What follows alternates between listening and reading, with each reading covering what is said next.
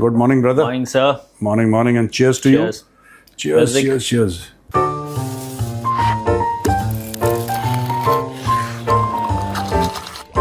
Cheers. अच्छा, happy Sunday sir. Happy Sunday भाई। तबीयत कैसी अच्छा, है? बिस्किट खाओगे? खा लेंगे सर। हाँ, मुझे पता नहीं, मुझे थोड़ी सी I don't know, I am just feeling that craving. मुझे खाना नहीं चाहिए, पर ये बिस्किट मुझे बहुत टेस्टी लगता है। There is a company called Biscoff. It's not good for me, I am diabetic, मुझे नहीं खाना चाहिए। फिर तो नहीं खाना चाहिए आपको। फिर तो मैं खा ही लेता हूँ क्योंकि कभी कभी चलता है। कॉफी बढ़िया, ट्राई कीजिए। Sorry। क्या बोल रहे हो यार? म्यूजिक नहीं सर, ट्राई कीजिए, ये कह रहा हूँ। गोपाल का हाल पता है कैसा हो रहा है? वो बाजी में बैठा रहता है, फिर उठाता है, गोपाल क्या हुआ? ओके। बैठा हुआ। बताओ क्या खबर है दोस्त? सर, पाकिस्तान में हालात बहुत ही ख़राब हैं, बद से बदतर होते जा रहे हैं और वो मान भी रहे हैं। उनका ये भी कहना है कि भारत किसी की नहीं सुन रहा। और ये मैं बात इसलिए कह रहा हूँ कि जो इंडस वाटर ट्रीटी है, इस पर कोर्ट ऑफ आर्बिट्रेशन की जो जजमेंट है, उसको भारत ने कहा नहीं, गलत है, ये तो पूरा कोर्ट ही गलत है, हम नहीं मानते। अब इसको लेके पाकिस्तान में बात हुई कि भाई हिंदुस्तान तो किसी की सुन ही नहीं रहा, गला भी सूखा है, बिजली है नहीं, हम पानी दे नहीं रहे, ये तो वैसे ही मरेंगे सर। तो इनको क्या प्रॉब्लम है? इनको प्रॉब्लम है कि भाई भारत छोड़े पानी। और भारत किसी की नहीं सुन रहा? नहीं भैया, तुम तो सुन रहे हो सबकी, अमेरिकन की भी, चाइनीज की भी। तो जब सुनने वाले इतने ज्यादा हैं, एक ना एक तो होना चाहिए जो ना सुने। तो सभी ही सुन रहे हैं।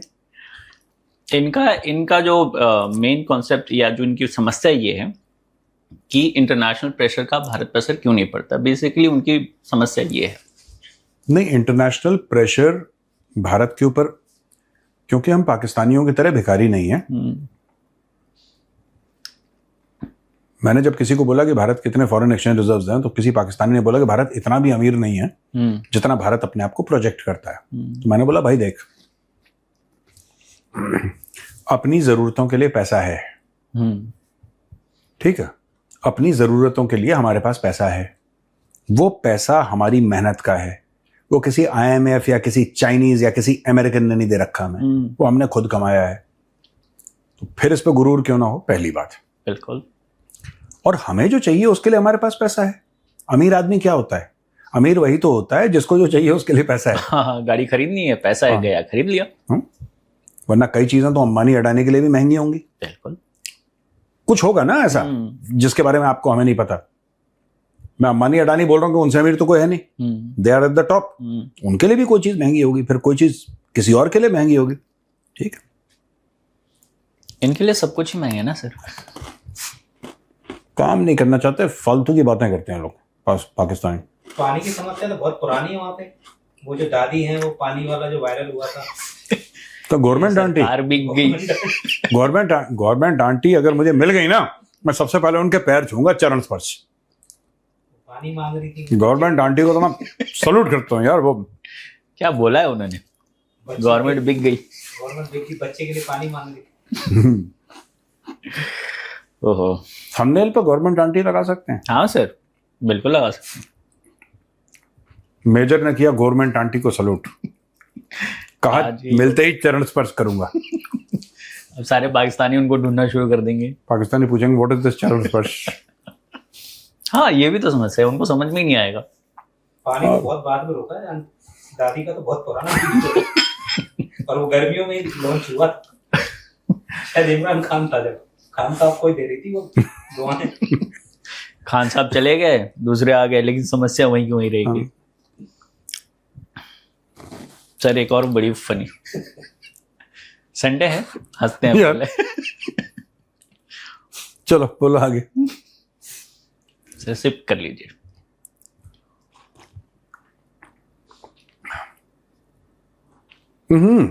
क्योंकि आगे जो बताने वाला हूं ना, उससे आप और हंसेंगे, इसलिए मैंने कहा पहले आप बताओ ना।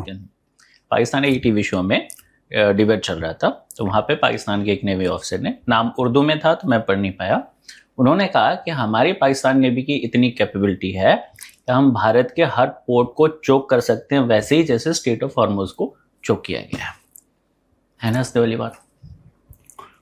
अच्छा हुआ मैं ग्रीन टी नहीं पी रहा था, वरना नहीं तो इनको रोक कौन रहा, मुझे एक समझ में नहीं आया। कौन रूहानी ताकतों का इंतजार कर रहे हैं? कोई जिन्न आएगा, कोई फरिश्ता आएगा आसमानों से?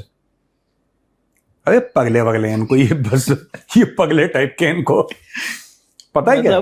Pakistan should be declared a global जू। चिड़ियाघर डिक्लेयर करो पाकिस्तान को, मैं बता रहा हूँ। और उसमें खास कुछ होने चाहिए असाइलम टाइप का, जो जानवरों में भी बहुत पागल है, जिसमें शेख रशीद और ये ख्वाजा आसिफ टाइप के, लाल टोपी, ये सब अलग अलग इनके एग्जिबिट ए एग्जिबिट बी करके ना, वहां पे बिल्कुल सलाखों के पीछे ज्यादा किसी और को, बाकियों को ना, वो चिड़ियाघर में बाकी और को ना परेशान कर सकें। इनका होना चाहिए यार। मैं तो लाल टोपी का सुनता था, मुझे इतना हंसी, आज मैं सवेरे ना मैं सुनता हूँ ये, मुझे इतना हंसी आ रही थी सवेरे कि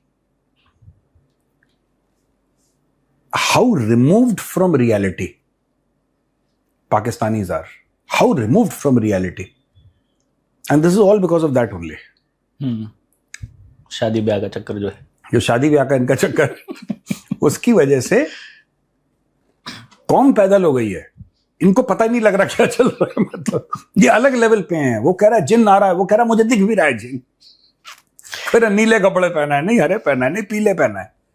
फरिश्तों भी से जो इनके जिन है, फरिश्ते हैं, वो भी सोचते हैं कि भाई इतना बड़ा मत फेंको यार, तुम्हारा कोस्ट और भारत का पूरा, उसको लपेटने के लिए जिन चाहिए, पता है जो जिस लेवल का।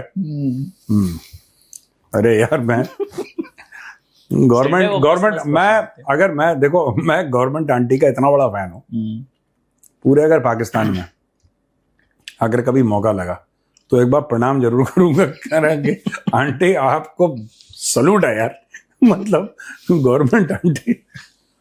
ओहो, गवर्नमेंट आंटी प्रूफ खड़ी थी वो, बच्चा भी क्या बोल रहा है। नहीं गवर्नमेंट आंटी, मैं एक बात बता रहा हूँ, जो उनका एक्सेंट है ना, जो मुझे लग रहा है, आई कुड बी रॉन्ग, पर मुझे लग रहा है कि गवर्नमेंट आंटी के कोई पूर्वज उत्तर प्रदेश से गए होंगे, या कोई बिहार से, यूपी से, इस इलाके से गए हैं। मेरठ वाला लग रहा था तो माइग्रेट किए होंगे। हाँ तो यूपी हो गया, यूपी बिहार, यहां से जब गए थे हिजरत करके लोग, government aunty was not from, I think वो कराची की बात कर रही थी ना, कराची की बात। हाँ, गवर्नमेंट आंटी जो है उर्दू स्पीकिंग है। मैं बता रहा हूँ जो फ्लेवर था उन्होंने देसी अंदाज में पूरी हकीकत बयां कर दी, बिल्कुल, एंड दिस इज प्योर, कोई लाल लपेट नहीं है, एकदम ठक से एकदम। चलो और बताओ भैया। ख्वाजा आसिफ ने फिर मुंह खोला है। ख्वाजा आसिफ को मैं घर पे बांध कर आया था, ये पता नहीं छूट जाता है, रस्सी खोल के फिर भाग जाता है। और पता है सर, संडे को पक्का छूटता है, मैंने ये ऑब्जर्व किया हमेशा, संडे को मेरे पास उसको लेके क्वेश्चन होता है, आपने क्यों खोल दिया? मैं खोलता नहीं हूं, मैं बांध कर आता हूं इसको। ये वजीर बेइज्जती है पाकिस्तान का। ये पूरी कौम की, पूरे मुल्क की, रोज इसको कुछ ना कुछ करना है।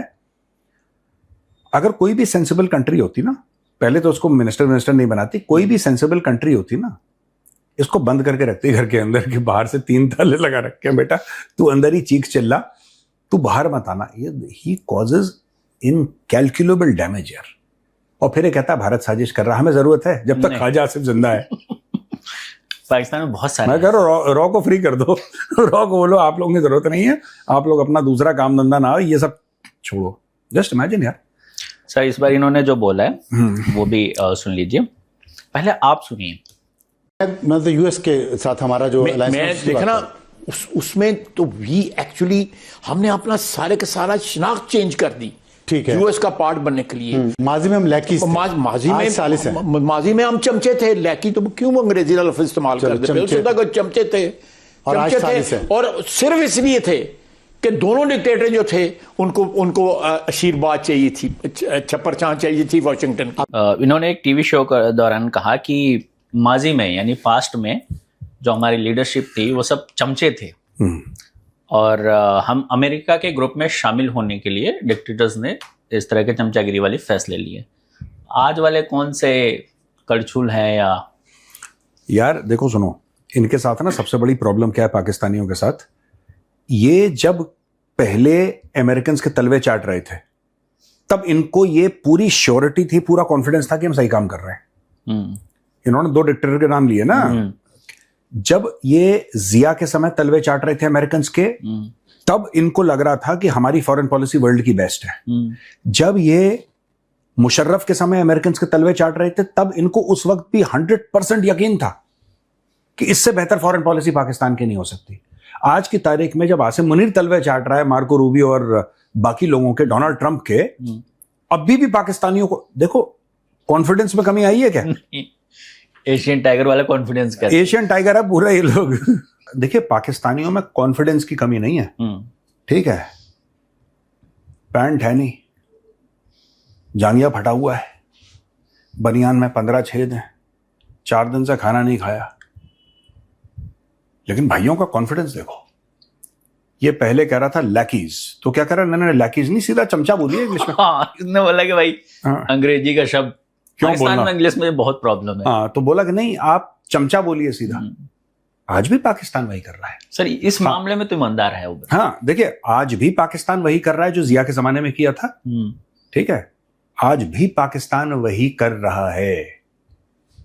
तो भाई आप एक बात समझ लीजिए कि ये फिर अब देखना, ख्वाजा आसिफ 2 साल के बाद यही किसी और टीवी को बोल रहा होगा, देखिए हमने 3 बार ये काम करा, फिर देखिए हम लोग चमचे थे जी, हम लोग चमचे थे।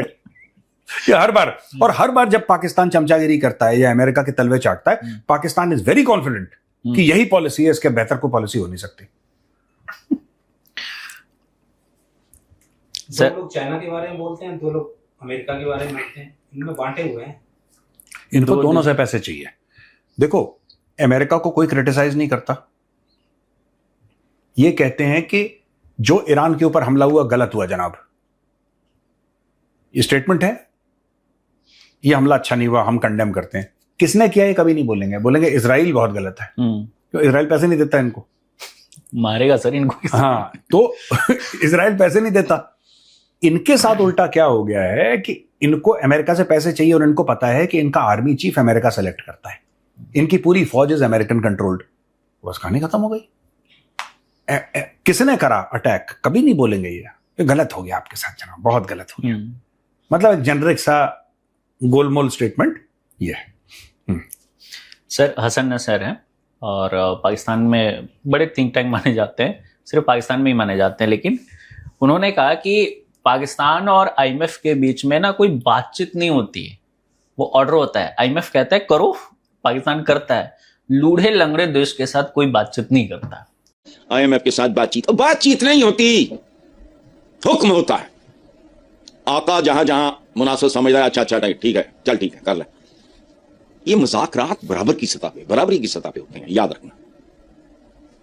ये एक माजूर के, एक लूले लंगड़े के और रुस्तम के दरमियान क्या मुज़ाकरात होंगे? ये लोग बातचीत हो रही है, आइंदा भी जारी रहेगी, ये हो जाएगा वो हो जाएगा, क्या हो जाएगा? बातचीत क्यों करेगा आईएमएफ, किस बात के, इनको पता है मांगने आए हैं, उसका काम है देना, इसमें बातचीत और क्या करनी है? क्या ऐसा थोड़ा है कि हमने कोई फूड ऑर्डरिंग का ऐप खोल रखा है और हम बोल रहे हैं कि हाँ भैया क्या क्या खाना है आपको बताओ, आपकी क्या राय है? उनको पता है इनको भीख मांगनी है, उनको भीख देनी है। कहानी it is the simplest. Pakistan का किसी लेंडर के साथ, वो लेंडर सऊदी अरब हो, लेंडर यूएई हो, अमेरिका हो, आईएमएफ हो, वर्ल्ड बैंक हो, एडीबी हो, इनका रिलेशनशिप क्रिस्टल क्लियर है, एक को मांगना है, एक को देना है। जो नहीं देगा या जो पैसे मांगेगा वो गंदा है, वो बुरा है। अचानक वो यूएई जिसकी तारीफ करते पाकिस्तानी नहीं थकते थे, जब से पैसा मांगा यूएई बुरा है, अब तो यूएई डूब गया, अब तो यूएई कोई जाता नहीं है, अब तो यूएई खत्म हो गया। यही पाकिस्तानी है। तो नमक हराम भी है ये नमक हराम भी है, ये बेवकूफ तो है ही। मैं सब पाकिस्तानियों की बात नहीं कर रहा, but majority of them, not everybody but a vast majority, ये दे आर अनग्रेटफुल, ठीक है, एंड ऊपर से दे आर स्टूपिड ऑल्सो। अब सब कुछ ठीक हो जाएगा कुछ समय के बाद, सब कुछ ठीक हो जाएगा, क्योंकि सब कुछ ठीक हो ही जाता है। हाँ। रशिया और यूक्रेन की लड़ाई भी खत्म हो जाएगी और सब कुछ ठीक हो जाएगा, क्योंकि यही दुनिया का नियम है। आपने कोविड के समय देखा, कोविड के समय जब सड़कों पे गाड़ियां नहीं दौड़ रही थी तो पेवमेंट के क्रैक्स के बीच में से घास आना शुरू हो गई। किसी को पता ही नहीं था नीचे घास है। नेचर फाइंड्स अ वे। अब सब कुछ जब नॉर्मल हो जाएगा तो ये ट्वीट्स तो रहेंगे ना इंटरनेट पे, इनका बिहेवियर भी रहेगा। हाँ, लोगों को याद। अब then the UAE will say कि अच्छा पाकिस्तानी, जरा इसको इमिग्रेशन लाइन से जरा अलग करके जरा इसके कपड़े उतारना, जरा इसके जैसे इनके प्रधानमंत्री के अमेरिका ने उतारे थे। फिर ये बेइज्जत होंगे। ये चुप नहीं रह सकते। इनके साथ बहुत बड़ी एक जिसको कहते हैं कौमी आदत है इनकी, लाहौरियों की ना, दे कांट शट अप। इनको बहुत प्रॉब्लम है, ये बोलना है इनको कुछ ना कुछ, और हर समय गलत बोलते हैं। और बताइए साहब। सर एक थोड़ा सा सीरियस है but still I would ask कि पाकिस्तान में एक मुद्दा बहुत तेजी से गर्म हो रहा है कि जो इनके गैस के डेट है वो 3.4 ट्रिलियन पाकिस्तानी रुपीस में है। हाँ। अब उसको लेकर जो पाकिस्तान के सूबे हैं और फेडरल गवर्नमेंट है उसी में टकराव शुरू हो गया। जो सूबे हैं उनका कहना है कि भाई हम आपको कितने पैसे दें, आपको जो भी स्टेट से कमाई होती है आप कर्ज में डाल देते हो, आपके कर्ज पूरे ही नहीं हो रहे, वो सर्कुलेट ही किए जा रहे हैं। तो ये तो आपस में ही अब भिड़ंत शुरू हो गया इनके।